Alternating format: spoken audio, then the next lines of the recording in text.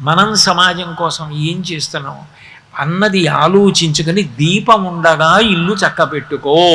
దీపం ఉండగా ఇల్లు చక్కబెట్టుకో అంటే ప్రాణం పోయిన తర్వాత ఏడ్చినా ఇక ఆ శరీరంతో నువ్వు చేయగలిగింది లేదు. లోపల ఊపిరి తిరుగాడుతున్నంతసేపే నువ్వు ఏమైనా చెయ్యగలిగితే చెయ్యాలి.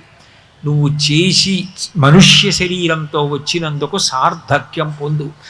ఏమీ చేత కాకపోతే నోరు ఉంది కదా అని అనవసరపు మాటలు మాట్లాడకుండా భగవంతుడి నామం పలుకు చాలు. నరసింహశతక కర్త అంటాడు, అంత్యకాలమునందు ఆయాసమన నిన్ను తలపనో తలతినిపుడే నరసింహ నరసింహ నరసింహ లక్ష్మీశ ధనవంతక కోటి భానుతేజ గోవింద గోవింద గోవింద సర్వేశ పన్నగాధిపశాయి పద్మనాభ మధువైరి మధువైరి మధువైరి లోకేశ నీలమేఘ శరీర నిగమ వినుత ఈ విధంబుగ నీ నామమిష్టముగను భజన చేయుచునుందున భవమందు భూషణ వికాస శ్రీధర్మపుర నివాస దుష్ట సంహార నరసింహ దురిత దూర అంటాడు.